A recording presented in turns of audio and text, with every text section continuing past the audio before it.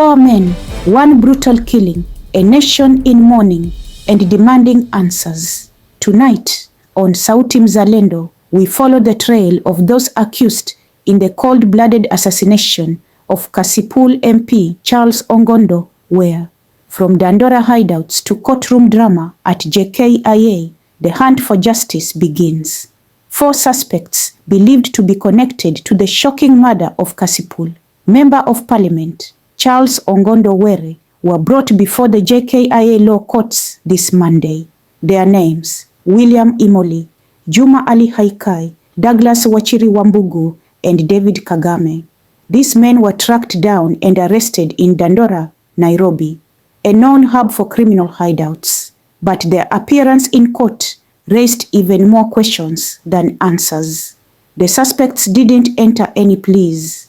Instead, they asked the court for more time to hire their lawyers. The prosecution, on the other hand, came in prepared, pushing for each man to be held separately in 4 different police stations: Ruaraka, Muthaiga, Capitol Hill, and Kilimani. Why the separation?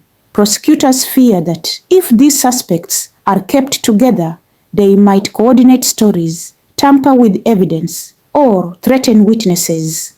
The court is set to decide soon whether investigators will be allowed to hold them longer as they dig deeper into the killing.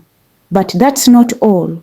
The police believe mobile phones could be key in unlocking this case. They are asking the court to let them seize and forensically examine the suspects' phones. Could texts, calls, or location data expose who ordered the hit or who pulled the trigger? Investigators say they've recovered a vehicle and 3 motorcycles allegedly used to flee the murder scene. However, the murder weapon is still missing, and that raises a red flag. Was it destroyed, hidden, or is someone else holding on to it? Police are also following leads that tie some of the suspects to a feared criminal gang known as Mujahideen, a group with a track record of violent crimes and organized operations. Could this have been a politically motivated hit or a gang job for hire? In a twist straight out of a crime thriller, another suspect, possibly the shooter, was nabbed near USIU along Thika Road. Shockingly, he was carrying an Administration Police Service certificate. He even claimed to be an officer, but sources say he hadn't reported for duty in months. That document is now under verification by APS headquarters at Jogu House.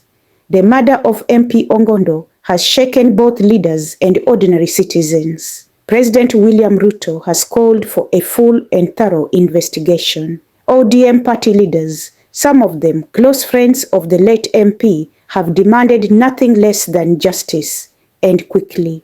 As pressure mounts, the police are urging the public to stay calm, avoid speculation, and let investigations take their course. They warn that loose talk, especially online, might harm ongoing efforts or endanger key witnesses. Charles Ong'ondo wasn't just a politician. To the people of Kasipul, he was a man of the people, a teacher, a community builder, and a leader with big plans. He was set to launch youth projects this year, plans now tragically buried with him. But behind the public image, there were growing whispers in the village. Many youths say they lived in fear. Ong'ondo, they claim, terrorized young men who opposed him. There was no peace, silent killings, disappearances in the night. These stories now paint a more complicated legacy. Was he a servant of the people or a man protecting darker secrets? His burial is set for this Friday, May 9th, in his home county of Homa Bay. For his family, colleagues, and constituents, the pain is still fresh, but the demand is clear. Justice must be served. Let me say this as clearly as I can. What happened to Ong'ondo was not just an attack on one man, but an attack on democracy. If criminals, whether in gangs or uniforms, can kill an elected leader and try to vanish into the shadows, then we're all in danger. This investigation must go beyond the surface.